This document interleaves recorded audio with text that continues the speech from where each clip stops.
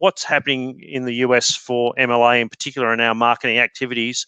And one thing that we're keen for you to do is to understand how you can partner with us in the market for promoting true Aussie beef, lamb and goat meat. So over to you, Catherine.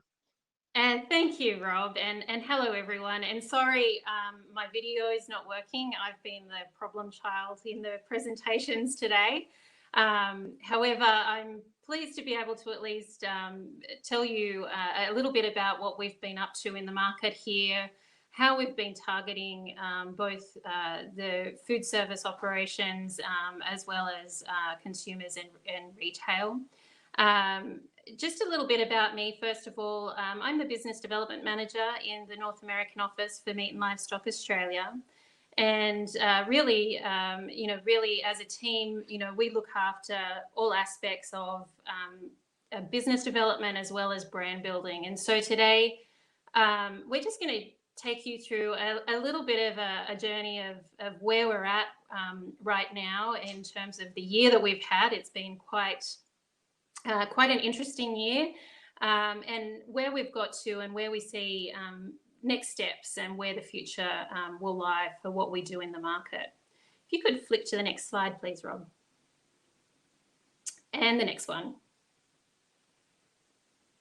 So just as a bit of a recap, grass-fed, I think you would have seen from the Maiden presentation a little earlier, beef and lamb have been, lifting their weight really when it comes to meat sales. But what's been super interesting, I think, from an Australian perspective is that, the grass-fed story, it had been doubling pretty much year on year for the last, probably 8 years or so. But what's actually happened with COVID, and quite interesting, and we'll see some of the retail sales results a little later in the deck, is that it's actually really been punching above its weight, even more than what conventional beef has been achieving. And we've seen, almost triple the sales of grass-fed beef year on year through the last, what are we now, 9 months of being in the pandemic. So definitely there's no slowdown in terms of demand for grass-fed beef. On the lamb side of things, it still remains a little bit unfamiliar to most consumers.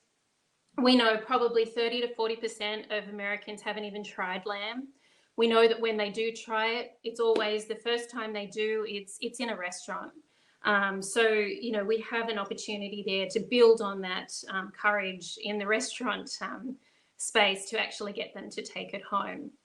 When it comes to retail and food service, I think there's a lot to learn over the next, 3 to 6 months or so. We've got the whole industry has been turned on its head. Pre-pandemic, we know for every dollar spent on food, over 50% of it was spent at food service. That has completely changed. So we'll have to keep an eye on where that's actually going now and understand better what that future landscape looks like. So we'll be keeping a sharp eye on that. We are, I think both Rick and Melissa mentioned, we're a very small player in the meat case. Probably less than 3% of the grass-fed beef and lamb is represented as part of the whole meat case. So we are a pretty small player in the big scheme of things in the US market. In terms of country of origin call out, it's so limited. So there's certainly a desire at retail to at least appear local. So that's certainly a challenge for us in getting our story out there and being loud and proud about Australian grass-fed beef and lamb. We know also, as Melissa and Rick really went into depth on, consumers are food savvy, they're health and environmentally conscious. They want their food to deliver on their ethical stance, their philosophical stance, and we need to be able to deliver that. And I think the Australian story is one that delivers that in spades. We know from an occasion, we talked about that with Rick and Melissa as well. Shoppers really do seek solutions, not ingredients, and they buy for occasions, and they want that occasion to, make their experience even more special. And so really we need to look at what are some of those occasion-based marketing opportunities that we can reach shoppers when they're most receptive. And finally, and not to downplay this at all, in fact, I think it has certainly accelerated over the past 9 months of being in this pandemic. Convenience has heightened incredibly so, and we've seen that through the digital space in a way that has just probably pushed the industry forward in the digital arena, probably 3 years or more. Next slide, please, Rob. In terms of, as an organisation, Meat and Livestock Australia really does focus on a number of different areas that are strategic, and the one that we really focus on here in the United States is our customers, consumers, and communities. And don't say that too quickly; it is a tongue twister. But certainly, the other elements of our areas of focus really do go into supporting that. Environment, livestock, markets, systems, they all underpin what we can deliver to that customer and consumer base. Next slide, please, Rob. And in North America in particular, we really are, this is just a little pie chart of how we sort of split up, these 6 priority areas, which are our international market priority areas. And really, the biggest piece of the pie there is really building that brand equity for Australian red meat amongst our targeted consumers. But we also know that we need to make sure that when they want our Australian meats, that it's available to them. So we really want to make sure that whenever a shopper goes into a store, it's available and they know that it's there. Developing our educated ambassadors, making sure that the people who advocate on our behalf really understand the systems and the advantages that are in place for buying Australian red meat is a really critical leg in our offer. Of course, we need to make sure that we have access to markets, and it is still a focus here in the North American market. We also want to make sure that commercial players are supported in their endeavours to really grow those sales and create a stronger presence for Australian red meat in the market. And finally, we also want to make sure you guys are fully across, insights in the market and understanding what's actually out there and what's happening and staying up to date as much as possible. So that's kind of the highlights of what we are aiming to do. And now we'll kind of dive deep into what some of those things actually are. So next slide, please. And how we deliver on that. So it's sort of 3 key areas we really focus our efforts on. And it's food service. It's our foundational piece. We have a really strong foundation with chefs and restaurants. We know that that's the first port of call for consumers when they are trying, especially lamb, because it's an entryway. It's a gateway for a consumer to try the product, to like the product and want to cook it at home. Not only that, they're obviously restaurants and chefs are a great way to actually tell our story in a really engaging and experiential way. Obviously, that has changed somewhat, and I will talk about that and how we've been able to pivot our programs to help support that effort. And then, of course, when we go into consumer out of store and in store with retailers, we really are looking at, getting to the grassroots and working with consumers so that they understand the value of the product that they're purchasing. And we do that through a whole range of different mechanisms, which we'll go into a bit later. And I think the real key thing, the word of the year, isn't it? Pivot. Is what we've done there as well. It used to be, face-to-face live events with consumers to really engage them in a meaningful way. We've switched to virtual platforms to do that. And as we can see today, some of those have some little niggly things that you need to sort out. So we've been working through that, and we've had some nice success with some of that.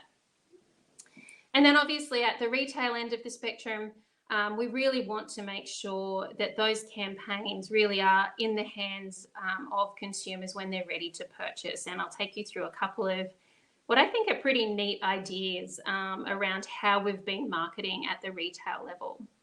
Next slide, please. In terms of who we market to, I'm going to dive a little deeper into what Melissa and Rick had been talking about. And we do work with Miden quite a bit in terms of how we connect the dots. And so when we're looking at this slide here, what we can see, and I think Rob talked about the chilled side of the program really increasing quite significantly.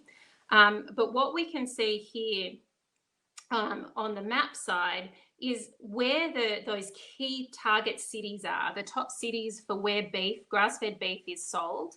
And we've done that through the all commodity value research that Miden actually undertook for us. And what we know, San Francisco is the #1 market. When all things are considered equal, not in absolute terms, but when all things are considered equal, the amount that somebody in San Francisco spends on grass-fed beef is higher than any other city around the country. And so it goes. And we also have, the GDP data there. So we know too that those grass-fed beef consumers really are supported by being in affluent cities. So we have that demand that is coming from higher income households and more, aware of that product availability. If you click to the next slide, Rob. And then also on the lamb, it's a little bit different with lamb. It does actually have a little bit of a different spread in terms of where the sales are, but also where what the other factors are when it comes to lamb. And one of the things that we really know about the lamb side of things is that it really does play well into that more ethnically diverse consumer. So when we think about lamb, we actually add another layer into that, and you can see that actually does change the ACV sales data quite a bit. Still within the same sort of spectrum, but we've added in Miami and LA's dropped out. What I might do is get you to go to the next slide, Rob. And let's have a look at who these demographics really are looking at. And when we take lamb, as I said, it's really that more ethnically diverse group. And when it comes to lamb, what we do know is, and where we target our efforts is in that protein progressive area. And we know that protein progressive, they really do enjoy their meat. They like trying different things. They're really looking for novelty in what they eat. We know that they're high income earners. We know they're one of the most ethnically diverse groups in the segmentation that Miden have conducted. And we know they don't skew particularly either way to male or female, a little bit male, if anything, but really it's fairly even Steven when it comes to the demographics there, which I think is kind of an interesting one, which is a little bit different to what's actually happening on the grass-fed beef side of things. On the grass-fed beef side of things, we see a kick and a skew in females, and really that real mum that's cooking for her family, that's really worried about the type of meat that she's putting on the plate for her family. She does love meat, but she definitely wants meat with all the claims and all the bells and whistles. The other one that we saw that isn't part of the Miden segmentation and sort of takes a lead a little bit from the protein progressives is we've seen this emerging demographic with some of the work we've done on the grass-fed beef side of thing, which I'm sort of terming a fitness foodie. and it's a younger male. It's that 24 to 35-year-old demographic, super high income earners, and a really, really strong interest in fitness and food. So I think they're a bit of an interesting one to keep an eye on and watch. And I think part of the reason they've started to come into the fore is, you know, traditionally they were probably largely, you know, going out and enjoying their best life in restaurants and bars and so forth pre-COVID. But once we've, you know, bedded in and all been homebound, they've actually emerged as a bit of a key group that are looking at, or that have been purchasing and are interested in grass-fed beef. Next slide.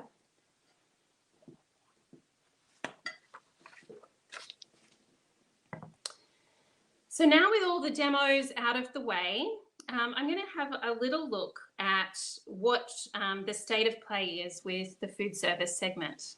Next slide, please.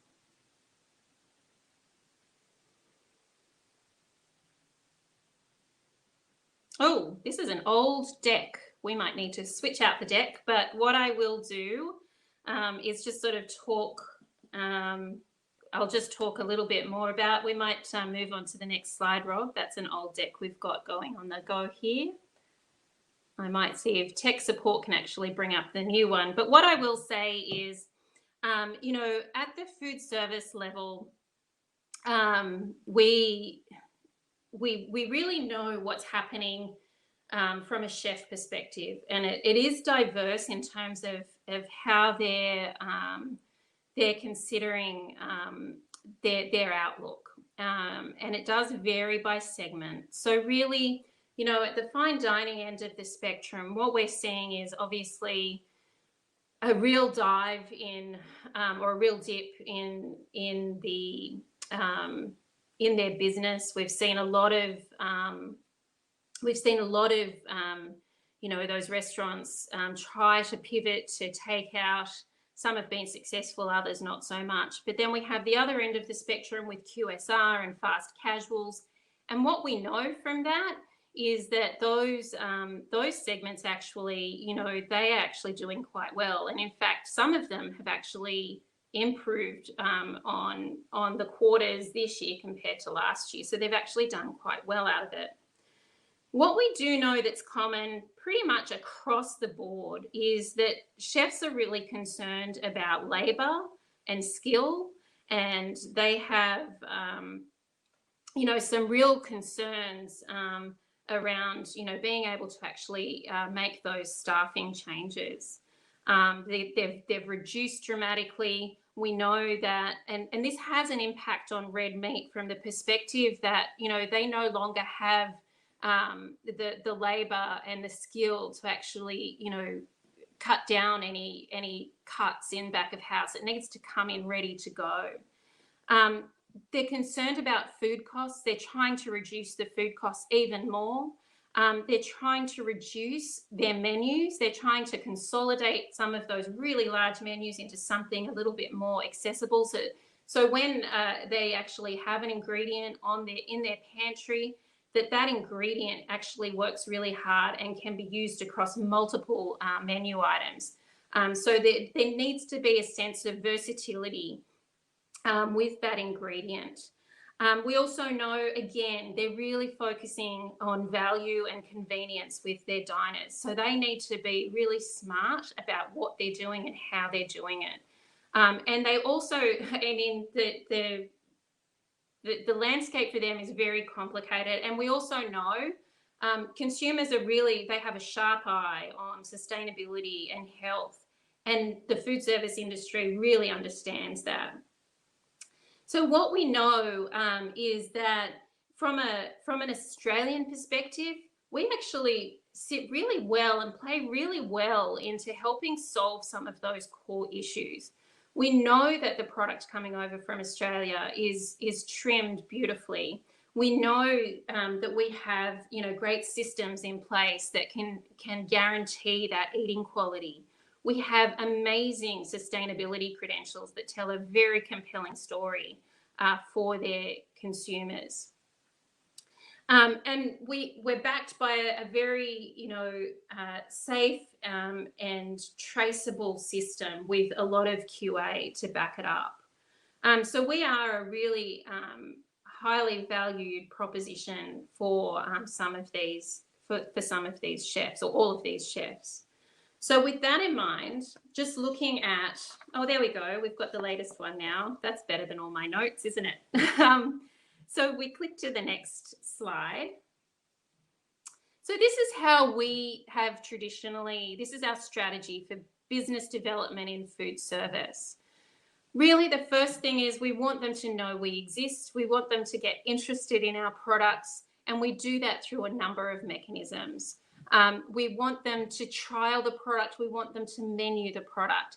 And ultimately, we would love to have as many ambassadors as possible. And creating those ambassadors means that we can both then use those ambassadors as advocates on our behalf to help our consumer marketing efforts, as well as to stimulate interest amongst their peers in the food service operations. Next slide, please.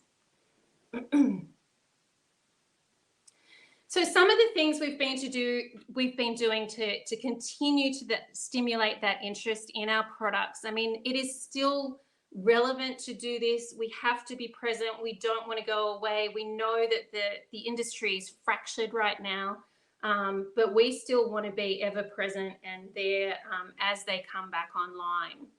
So we've been doing a lot of work this year to remain present and in front of mind.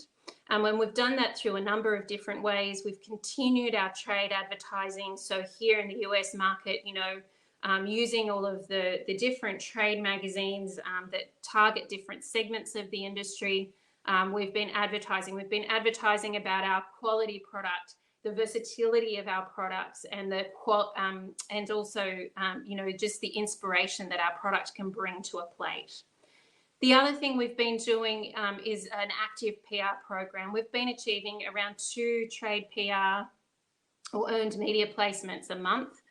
This one here is with a magazine called Flavor and the Menu. It really does target that high volume food service chain operation.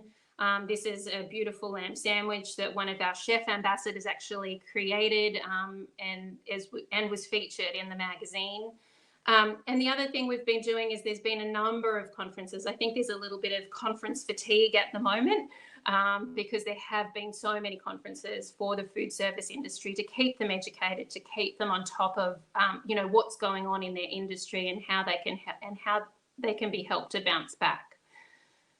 We've participated in a number of those. And some of the presentations that we've given and the tools that we've created, are available on our website. And we've had some great activity with about 1,000 visits going to the food service section or the food service resource center on our website. And we've also had a boost in the number of subscriptions to our monthly e-newsletter by around 8,000. And that's all off the back of our participation in some of these programs. And what we use these programs to do is to really drive attendance and excitement around our product and to get them in deeper and educate them further. And how we do that is, if we go to the next slide,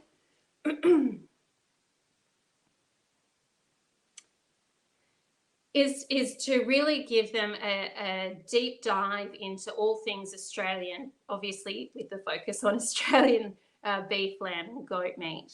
And we've had some really great success with our face-to-face activities. And I'll talk about what we've done this year, but just to kind of close the loop on some of the activities we did last year and even into January this year.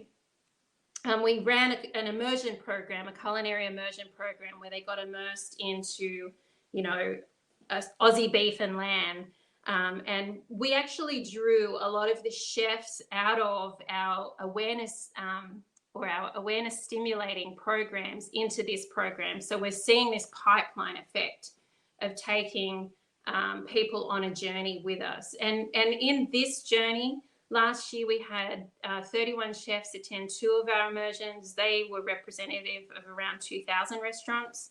We know 78% of them trialed the product, and 70% of them put it on the menu, and 55% as a permanent item. And what we've done is, once that happens, we pull that through with some promotional activity to help support that once it hits the menu, to get that sale pull through in the dining room. What's actually happened this year has been sort of interesting. Obviously, we haven't done those face-to-face activities, and it's been a little fractured, as I mentioned, in the industry. So really, we've had to take some personal outreach to really understand where some of those chefs are at, and meet them where they are at, and understand how we can actually work in with their current situation.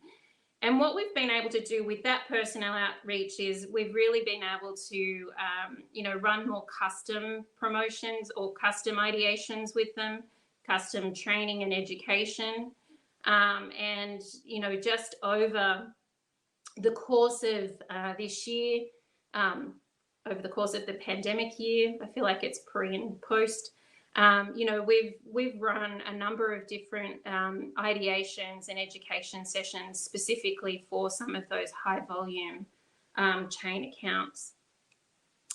If you want to go to the next, and that has actually set us up nicely for some of our promotional activity into 2021. And then there's also some of the activity that's had a nice run-on effect from some of those chefs that really do value and are proud to showcase and serve Australian beef and lamb, is where we've been able to utilise them both, as I mentioned earlier, in our consumer PR and our trade PR efforts, and we've had some great success with that.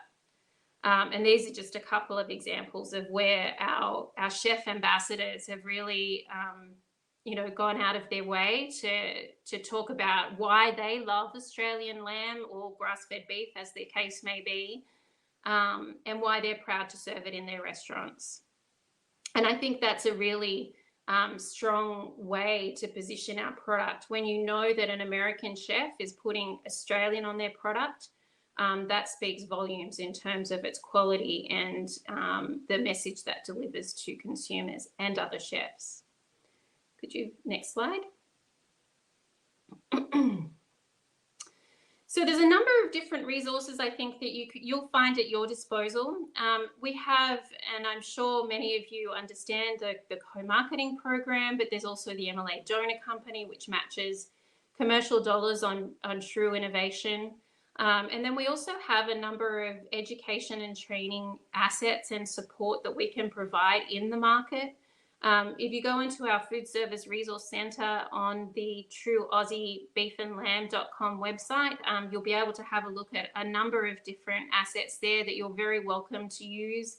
And we can help support you there too if you have training or education requirements. We also have a number of new trends presentations and reports that you will find there too. So the multi-unit food service operator presentation.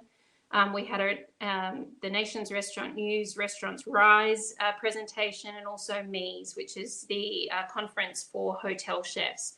So there's a number of reports there you can access and see, just what some of the trends are happening in the industry. And also to mention, we have, photography and story assets that you're welcome to use as well. So there's a section on our website where you can access that as well, called WebDam. If we can go to the next slide. And as we look forward, a couple of new things just to note. We'll be doing a couple of tests with different ways to reach chefs. We'll be looking at doing some virtual trade tables. Table for us is True Aussie Beef and Lamb Education. So we're really trying to lean into some of the virtual opportunities that are out there. And we're happy to help support you in your efforts on that front too. And early next year, we'll have a look at the US, what's happening on US menus, specifically in regards to the grass-fed beef and lamb categories. I think it'll be an interesting one. I think it's going to be quite different to what it has been in previous years. So stay tuned to that one. Next slide.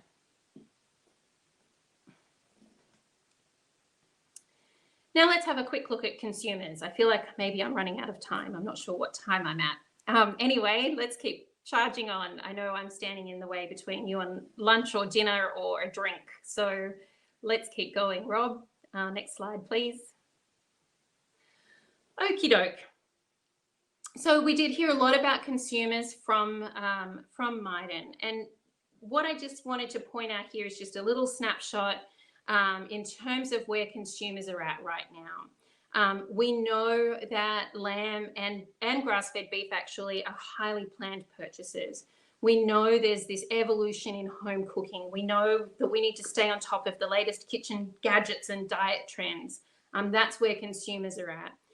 We know shopping has changed. It's digital, it's value add, it's convenience. We know that consumers are looking for how they can safely socialize and escape through food. We know they're concerned about health. We know they're concerned about sustainability. We know they're concerned about welfare. And we know that, you know, there's this mindset of ethical food seeking out there. And so how do we play into all of that? And that's what I'm going to talk to in some of our marketing programs that we've been running this year. So we'll go to the next slide. So here are the campaigns that we run through the year. There's 3 from a consumer perspective. Make a Moment, which is really coming up in the next month or so. And that really does look at both lamb and grass-fed beef. And this year, it's really about reimagining celebrations and how to stay relevant when it's not the large parties and get-togethers that we're used to. But we really want to make sure that, you know, with grass-fed beef and lamb, we can have an immediate impact and elevation of that meal or celebration just by adding us to the repertoire, because we add that feeling of quality and adventure. In terms of Simply Spring, which happens come spring, obviously next year, it really is a lamb promotion. We're really looking at those quick and easy and delicious dishes. And this year, and as well as into next year, we really are trying to take over the Mother's Day piece. So we know that Easter is a huge spike for lamb. We want to play on that. We want people to remember that and then take it through to Mother's Day. So we want to try and own Mother's Day. And then, of course, our summer beef, grass-fed beef campaign is our Eat Better, Feel Better campaign. And I'll talk a little bit more about that. Throughout the year, it's always underpinned by our work with trade in building awareness, trial and preference, as well as a strong social digital PR and retail program. Next slide, please. And really, at the end of the day, this is what we're trying to achieve. I won't read all of these, but needless to say, we want to be top of the pops. We want to be the one that people think of when they're thinking of grass-fed beef or lamb. We want Australian to come to mind. And we want Australian to come to mind in a way that they associate it with, you know, high quality, sustainable, nutritious, and as a point of elevation. We know we've got some challenges. We know that it is sometimes difficult to find our product because there's little country of origin labeling.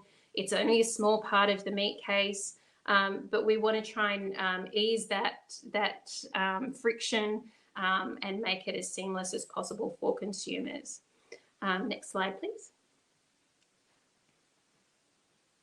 And we do that through a number of different channels or tactics, and we do that both in and out of store. So at the retail level, we're really looking at how do we bring some of those new tactics to life that, you know, really are, particularly now, becoming more and more important in the digital space. What about with our advertising and our PR? What's different there? And some of the things, you know, we've been doing this year are quite different to what we've done previously.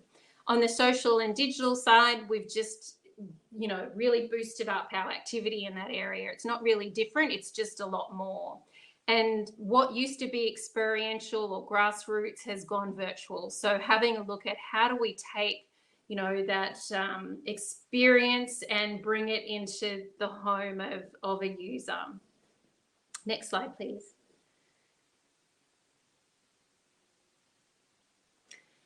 And this is a little sample of our Simply Spring program, which ran in spring this year. It ran from late March into mid-May.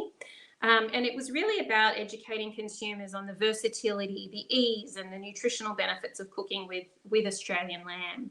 We wanted to, you know, relieve that consumer pain point that lamb is difficult to cook and position it as a fit for stress-free, healthy meals to make at home with easy recipes, simple swaps, and tried and true tips. So one of the things we really do lean into with our spring lamb promotion is, you know, you could take what is traditionally potentially a beef dish and you can swap it out and make it lamb, and it immediately becomes really exciting and unusual. And that's one of the things we really do lean into for that. It's just that simple swap to give an instant boost and elevation to the meal. And as I mentioned, we really are trying to own Mother's Day. So how did we go? Next slide, please. This is just a little snapshot of what is common across all of our different types of activities, and that's impressions. I won't sort of go into it in too much detail, but needless to say, it's up significantly on what where we were at last year, in a really big way, and that's largely that digital space. And what we've seen with that is, you know, that's across the board. So it's certainly been working in our favour. Next slide, please. And as you can see, you know, we've had really strong engagement and excitement around the program. And there's been some interesting ones that I'm just going to point out. And one of the things that we found in terms of a strong performer has been Pinterest. Pinterest has done really well for us. You know, on one Pinterest board alone, we had, you know, almost 3.5 million views of that board, one board. It just goes to show some of these channels really do work and people are paying attention. You know, having the right mix of macro and mid-tier and micro influencers really does harness a strong combination of impressions, but importantly, engagement and action. So one of the things, you know, we always look at is we love having lots of impressions, but we really do want to have that strong engagement because that means we know people are paying attention. And one of the ways we did that, we did a TikTok trial pre all of the palaver with it potentially getting banned in the US. We did have some success with that, and I think Stephen is going to actually share a link for you. We couldn't get the video to work on here, so that's just another one of our tech issues, but I'd love you to have a look at that. It's actually, I think, a grass-fed beef one with one of our TikTok influencers. It is an incredible platform for driving viewership, and engagement actually has been super high. And in fact, what's really interesting about TikTok, and I won't go on about it too much, but 44% of people using TikTok right now are 25 to 44-year-old women. It's not teenagers. It's the fastest growing segment on the platform. And I think that's a real change since COVID for that platform, that has generated this new audience of TikTokers that we can actually tap into, and they're our key audience that we're really going after. Next one, please.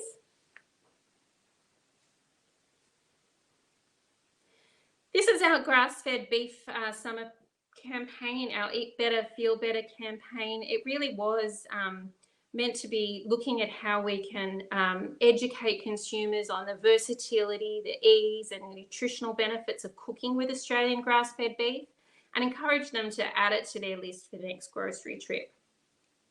And it serves as a resource for those looking for fresh, easy, and healthy summer recipes to make at home. So that was really the premise of that campaign. Next slide. And what we found, again, was that we really did increase significantly our performance on 2019. And next slide. And what we found was, you know, the top performing posts in digital included diet-related tagging. So think keto, think paleo, think Whole30. They were the things that really got consumers excited about the grass-fed beef side of things. And again, TikTok worked for us beautifully. You know, we had you know, 3.5 million views from 4 TikTok posts. And what was actually really interesting about that was the engagement rate on that was really, really high. It was at 14%, which is out of this world in terms of engagement. Engagement rates from an influencer perspective usually sit around, if it's a macro influencer, around the 1 to 2% mark. So it really does punch above its weight in terms of a channel to be utilizing.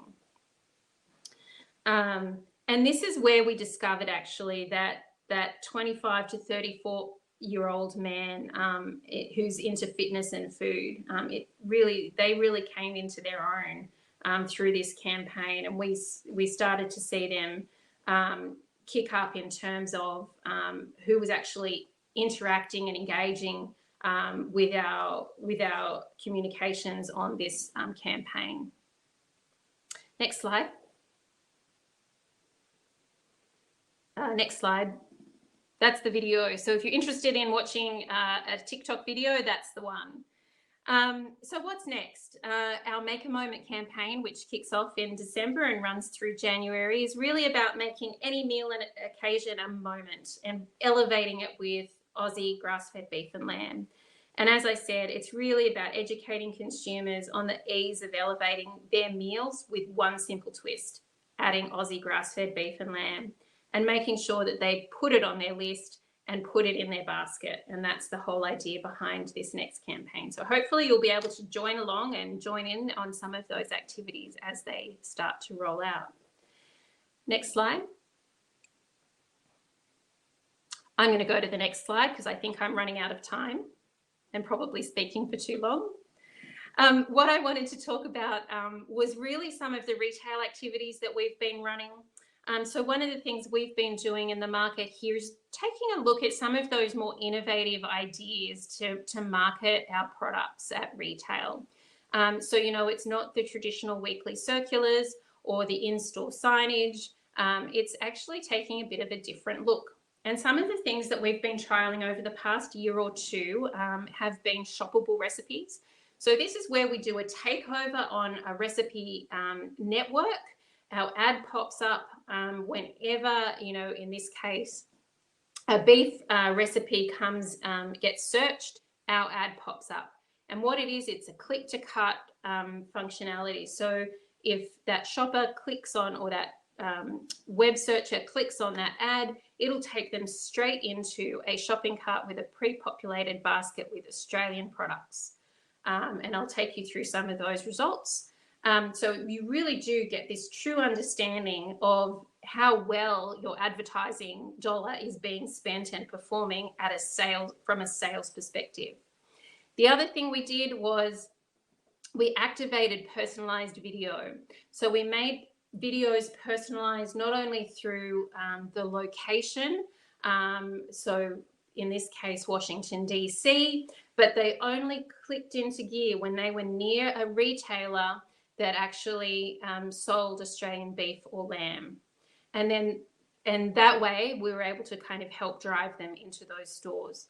The other one is the chatbot, and we had very mixed results on this one. And I think that really comes down to, you know, the provider that we used. So some providers were more successful than others. And what that was, again, it was an advertising, digital advertising buy, where we got people to engage with the ad by saying, text me recipes. and then it would launch them into a chat function. And that chat function really was about educating that consumer, and this was lamb only, on the benefits of lamb, how to cook lamb, and then delicious recipes. And then it also drove them into retail where they could find that product. So we're really trying to make that findability super easy. So we had very mixed results on that, but I think that came down to providers. So next slide. And here's some of the results. So as you can see, we got really strong impressions. We had really strong results this year compared to last year. We really did a lot better with our advertising buy. And we also were able to, with that engagement, from a lamb perspective, we ran this. It actually wasn't for the whole it was for that month, 15th of April to the 15th of May. So we had, 9,500 consumers purchase lamb from that click to cart functionality in the shoppable recipes. We did a foot traffic study alongside of that, and we saw a foot traffic lift of 2.3 million into those stores. So they do this mirroring of the type of shopper, and they're able to do a projected lift in terms of how many shoppers actually go into store with those same credentials that the online version has. And we got an ROI of 5 to 1 on that program. On the personalized videos, again, our videos performed super well. We really did punch above our weight in terms of benchmarks. We hadn't done this before, so we didn't know where we stood, but we had some industry benchmarks, and we definitely did better than the benchmark, which meant they were engaging, people understood them, and they liked them is the bottom line. And then the Aussie bot, it bombed with this provider, and we used another provider at a different occasion, but I haven't gone into the results there. But I think that was more about a provider as opposed to the actual technology. Next slide, please.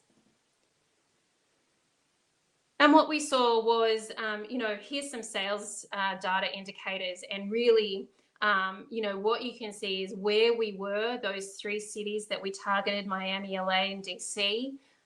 We actually had a lift above the national averages. I'm not going to claim all of that, but I think it's a nice indication that some of these programs actually are having some impact there, and quite significantly. If you look at, DC, for example, sales were up nationally 11.7%, but in DC, it was more than double that at 25.8. So these are just indicators, I understand, but it is a nice indication that some of this effort is having an impact. Next slide.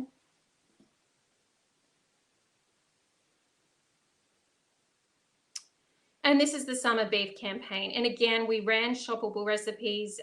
We had a little bit of a mixed thing, a little bit of a mixed result here on the shoppable recipes. And one of the differences with this one compared to the lamb program was that we had both a direct click to cart where we had seamless functionality and transfer. However, we also had some retailers in there that had gated e-commerce. And what I mean by gated e-commerce was it meant that you had to sign in, that you had to get through a whole range of different screens to actually get to your cart. And what we found with gated e-commerce was it does not work. Consumers do not have the patience to go through all of the rigmarole to get to their cart.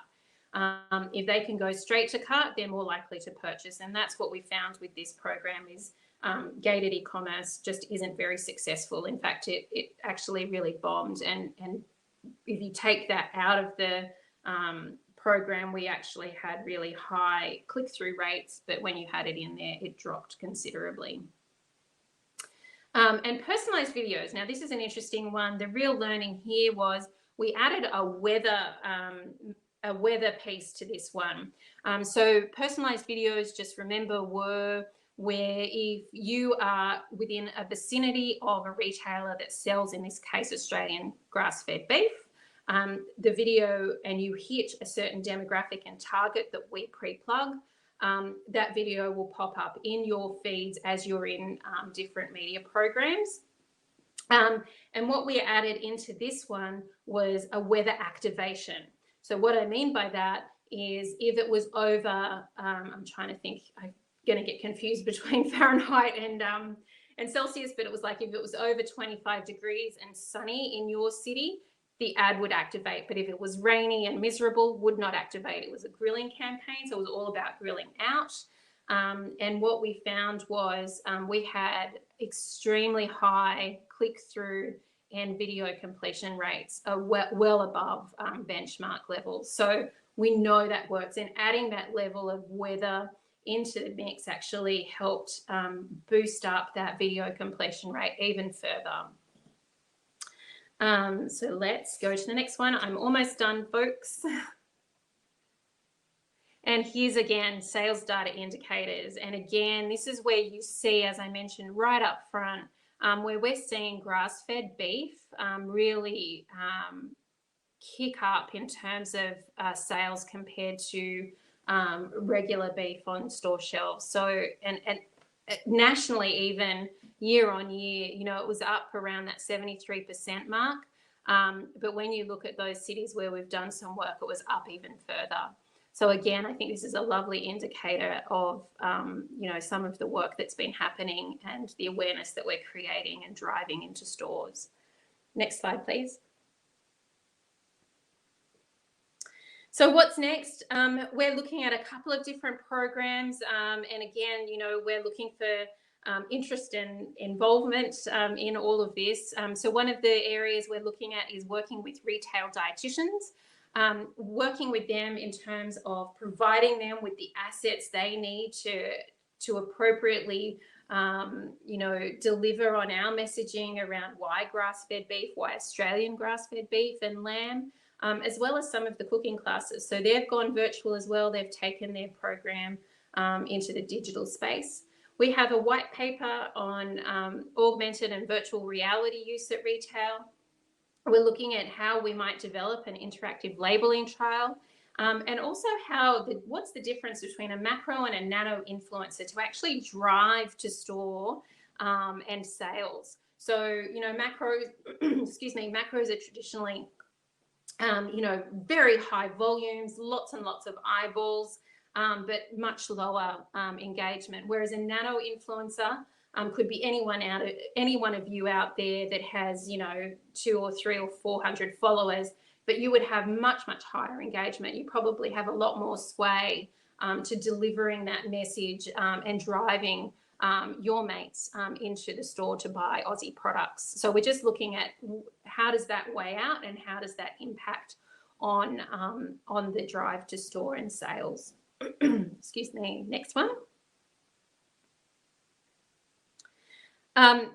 And you can just click through to each of those to finish out the slide there, Rob. Thank you. Really, this is just a little summary of, you know, how we can provide support and opportunities for you as you work your way through the market. From insights, we have, you know, our regular supply outlook, annual global tracker. We have food service operator and menu research and shopper research.